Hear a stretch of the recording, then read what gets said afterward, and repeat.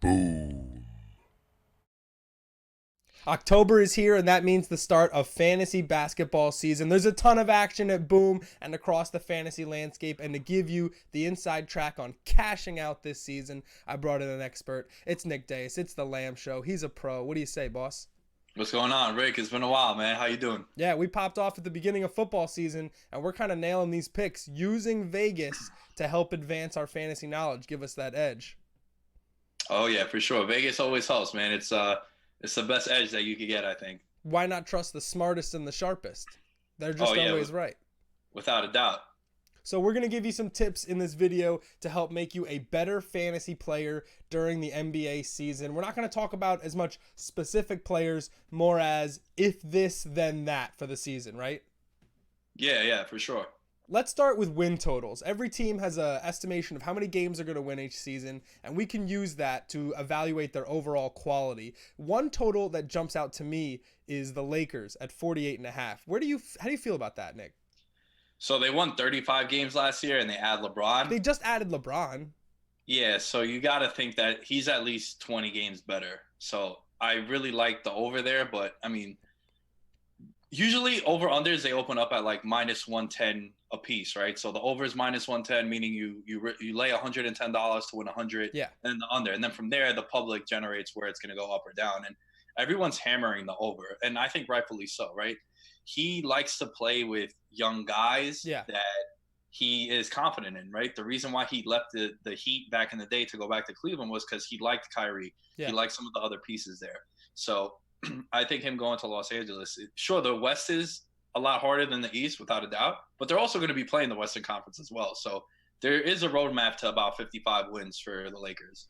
Yeah, I think that the Lakers are going to smash this over. I hope LeBron has been getting receipts and taking notes for all the people that say, oh, this is the West, this is a different conference, LeBron's doing the Hollywood stuff. I really think he's been writing all of this down and is going to come back a la Taylor Swift post-breakup. From a fantasy perspective, though, obviously LeBron's going to be too pricey to play every night. He's the top draft pick. You're probably not going to get him. But where do you see the young players stepping up? Because I see LeBron as a distributor to these young players.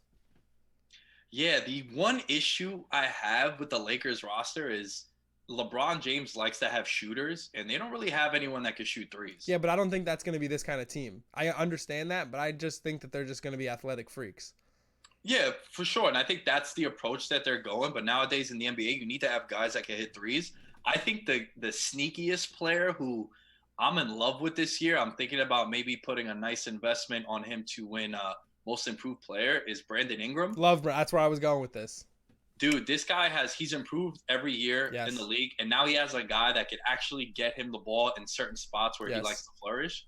So I think if you're looking at like a yearly fantasy perspective, if you're looking at like a most improved player odds prop, if you're looking for a guy that you could play on a nightly basis until his price adjusts, or even like, I don't think a lot of people might be on him just in general, you know?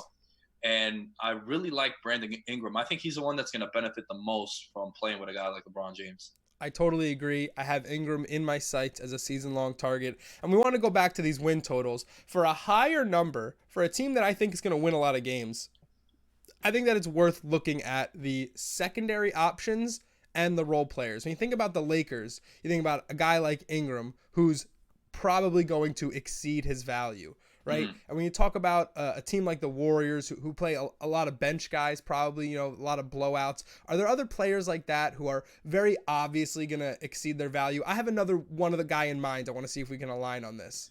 One of my favorite guys that I target off the bench, if I was to give you a hypothetical number of how many times I rostered this dude, it's Eric Gordon. Yes. He runs the kind of dude I'm talking about. Yeah, so he runs the second unit for the Rockets, and this guy has been a sixth man of the year with his time with Houston. And, we know all about the D'Antoni system with the point guard, how Linsanity was running wild, like this guy had Raymond Felton as an all-star snub his first year with the Knicks.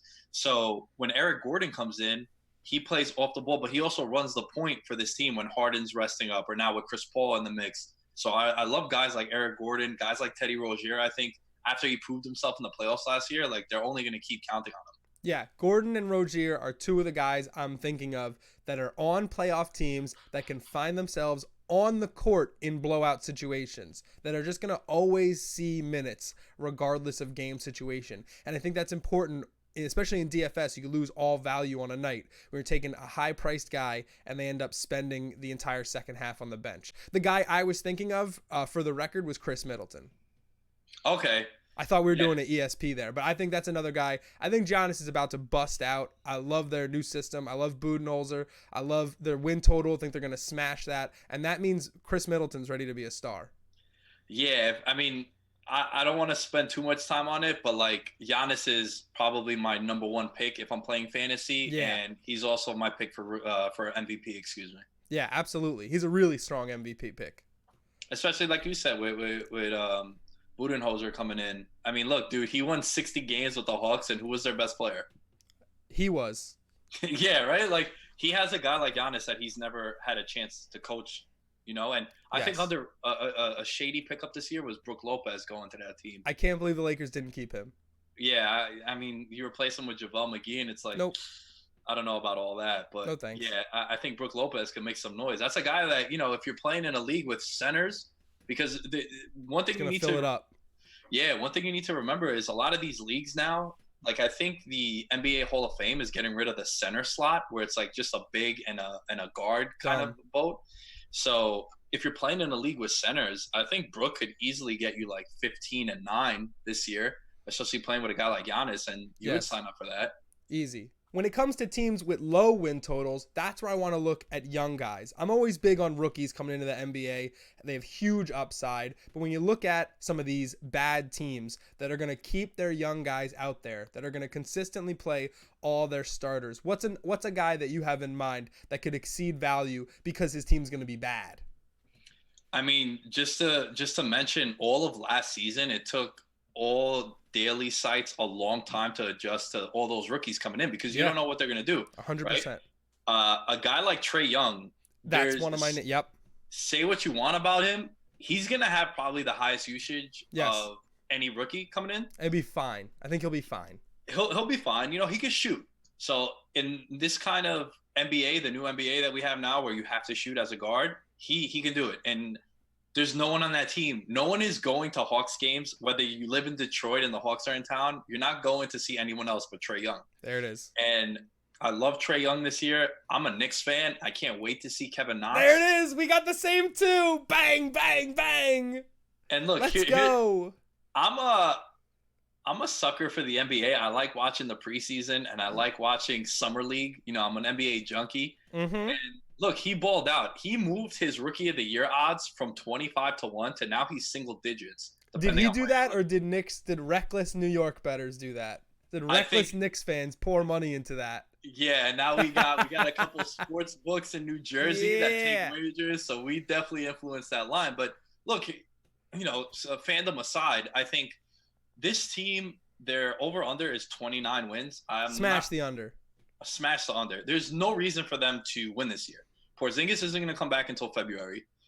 Kevin Knox is the prototype good guy, bad team, good stats, bad team guy, excuse me, where just have him shoot 18, 20 times a game, let him mess up, and just so be it. Now let's shift into more specifically DFS, because I think night to night there are things that you could take advantage of when playing daily fantasy basketball. That's what makes it so exciting, because things are always constantly changing. And one thing we want to talk about is the spreads. Now, in football, we stack our offense around a big spread, but that is not the case in NBA, correct? No, definitely not. Like, the biggest issue that everyone has on a nightly basis is, what are you going to do with the Warriors, guys? These are all guys that are premium plays from Draymond all the way to Curry. Yeah. And you never know. Like, they have a lot of 15, 16, 20-point spreads where they might not be playing at halftime. So you're paying top-tier salaries for these players who are fantastic. Don't get me wrong. Yeah. But the game script or the way the game is going to play out is not in your favor. So when you log in and you check spreads for the night, ready to make your DFS lineups, what are some of the things you're looking for?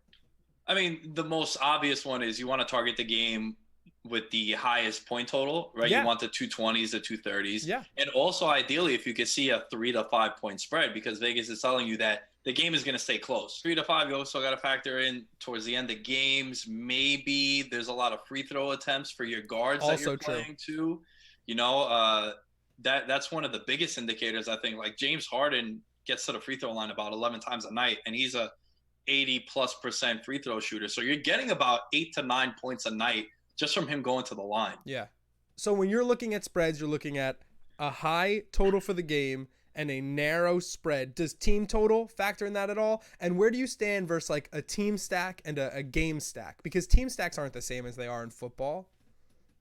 No, like ideally a game stack is always good.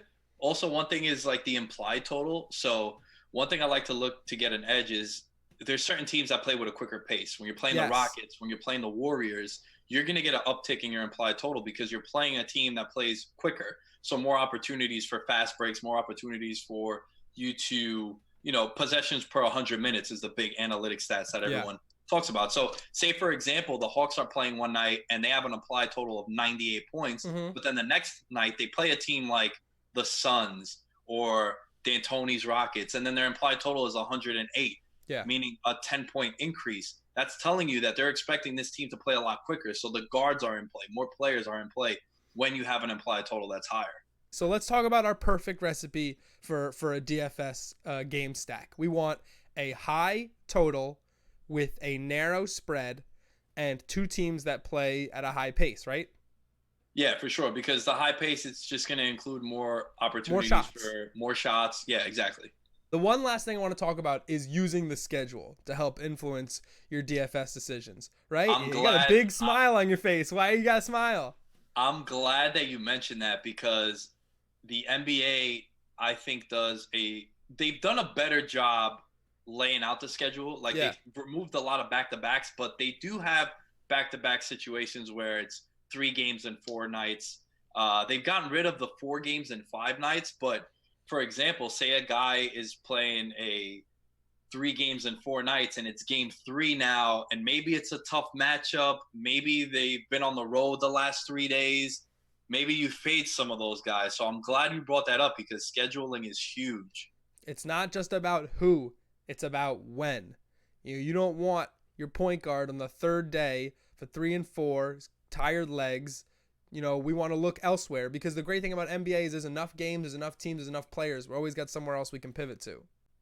Yeah, and also you got to think maybe they're playing back-to-back games where game 1 was down to the wire and the point guard played 42 minutes, and then game 2 it went to overtime. So you need to also look at the game log as far as, how come this guy had 56 fantasy points when he usually has 40? Well, they went into double overtime. Yeah. But now they're playing back-to-back. Maybe the backup point guard opens up some value in him. Yeah. I think that's really important because a lot of fish will use fantasy points per game as their metric because it's the most accessible, and that doesn't factor in back-to-backs. They just blew out the other team. The guy played 15 minutes a game. You have to do a little bit of research and not just the who, but you need the when. And as far as the what, how do you feel about the most important stat? Because there's 2 things. I'm thinking shots attempted and minutes are probably my most important stats. But what is more important to you? Most important? I think minutes is the number 1 indicator to accumulating points or being able to accumulate points. Excuse me, because if my guy is playing 19 minutes a night, that doesn't do nothing for me. Yeah. And you can find cheap options that are getting 33 to 38 minutes a night. Yeah. And he's just going to be out there. So there's going to be chances for loose boards or steals or whatnot. So I like to target 2 things. Obviously, the Vegas totals. Well, 3 things. So the Vegas totals, that helps. Minutes. And also, if you play NBA DFS, this is probably the most important thing you'll get out of this video. Oh, shit. If you play NBA DFS and you are not on Twitter following these beat writers, you are never going to win. Just like that. You are never going to win. You need to follow. I have a burner account like Kevin Durant where I just follow NBA beat writers, NFL beat writers, just to get the news because they follow the teams way more than a hub like a Roto World or ESPN or CBS follow. Yes. They have. So I'm saying go to a Twitter and follow the beat writer for the Pistons, for the Milwaukee Bucks, the Indiana Pacers, because they'll tell you that, oh, you know what? Victor Oladipo didn't look good at practice this morning through walkthroughs, and he might miss tonight. You know, you don't have to go full Colangelo. You can make a list and keep it separate. You could make a list. Yeah, you're right. I don't gotta go the Colangelo route. We But you don't just want to like get dirt. fired. You just like dirting on people with the egg. No, actually, no tweets from that. No tweets from that. Okay. I'll send it to you to confirm. Okay. Okay. All right. Give me two guys that we haven't named yet in this video that are going to be some of your core DFS picks night in, night out. So, like I mentioned before, Eric Gordon, he's one of my favorites just because of his usage, and his price is always like for a guy that doesn't get the usage that he gets. You know, he's significantly underpriced. Yeah. And when prices do adjust, they become great tournament options too. Yes. Like Eric Gordon, one day you might see him priced up more than like Alonzo Ball or a Kemba Walker, and you're like, wait, why am I going to take this guy who's on the bench as opposed to this guy who's playing starter? Yep. Well, the situation and the scenario and the game script is in favor for Eric Gordon. So I like him. And honestly, this might surprise you. Nikolai Vucevic. What about him? I love him. He is like fantasy gold. Yes, this guy is an absolute like 18-10 guy. Yes. Very underrated. He plays on a shit team, so no one really rosters him. And he was hurt last year, so we all forgot about him. And he just, anytime they're in the same division with the Heat, anytime this guy plays Hassan Whiteside, he demolishes him. It is absurd the embarrassment that he does to this dude. He loves it. So like, there are certain players that I do like to target, no matter what the circumstances are. Yes, real quick, I do. Yes, I do believe in NBA narratives because it's a long season. I do believe in narratives like that. Do you play the revenge factor? 9,000%. I'm a big revenge narrative guy. Oh my God! Staying with the Magic. Anytime Oladipo, since he's left, plays the torch. Magic. Sure. First guy you're putting into your lineup or you're picking. Yeah, I mean any Westbrook versus Durant, like that's the easy one. That's the chalk. So for my two picks, I want guys that can fill up the box score. I want triple-double threats. So two guys that I love building around are Nikola Jokic, who I think is in a great spot this year. And he has said that his goal is to be an all-star. So he is goal-oriented. He wants to make a leap, and he's going to be worth ponying up for night in, night out. And another guy that a lot of people are off sometimes is Ben Simmons. That's another triple-double threat, a chance to absolutely fill up the box score in a lucrative way that people don't want to pay up for. I'm glad you mentioned Ben Simmons because it's very important. Going back to what I said about Twitter and following these beat writers. Yes. Joel Embiid, anytime that he rests, Ben Simmons gets a usage rate similar to like James Harden or Westbrook. So that's where Ben Simmons is. What do you think about Ben Simmons as like an MVP candidate this year? I don't. You don't? I think Embiid's breakout is going to be so tremendous that Simmons is almost going to be a forgotten man. Because if Embiid can play 60 games, and they're saying he can average 25 points a game. I could see it. It's just about minutes for him. We know he can do it at a high level. So how do you feel about fantasy basketball season? You excited? You ready? Yeah, man. I like it. You know, it helps me, especially in the beginning where we still have the NFL. So it gives me, degenning over here. It gives me something to play throughout the week, the days leading up to Sundays. Yeah, it's good for Tuesday, Wednesday, Friday, Saturday. It's fun, man. It's fun. and if you're up to date with like following these beat writers, I'm telling you, you'll gain an edge. It doesn't hurt to follow these guys that cover these teams for a living. Well, you know what you got to do? You got to take that edge. You got to bring it over to Boom Fantasy because we got early slate, night slate, single game contests just about every single night. And last year, that's how we gave away $30K, $2 into $30,000. Little progressive jackpot. That's basketball. You know, the lightning questions are points. I think it's a more attainable range. You got to get down on Boom. Join us. Join the party. I got to say, it does because I've messed around with Boom a little bit with the NFL. And, man, picking the exact yard total for wide receivers is crazy. You think we're just going to hand you $1 million? Nah, fair enough, dude. I totally respect that. But you're right, though. I think that picking a guy to finish with X amount of points is a lot easier than, obviously, a yard total. What are you waiting for? Get down. I'm going to be down this year, that's for sure. All right. Use Vegas to hack your fantasy basketball league to give you that competitive edge in daily fantasy, and we'll see you cashing over at Boom, wherever you want to cash. Go make some money this season. Come back, tell us thank you. Say goodnight, Nick. Later, guys.